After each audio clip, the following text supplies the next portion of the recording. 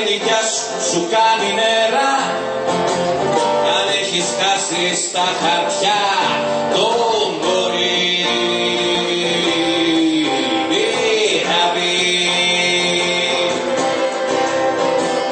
Άμα σε πιάσουνε με κάνα ψήλο και σε εισάξουνε στο ξύλο, δεν μπορεί.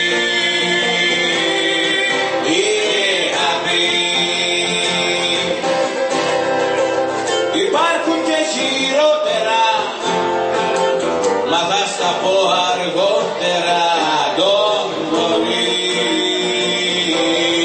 be happy.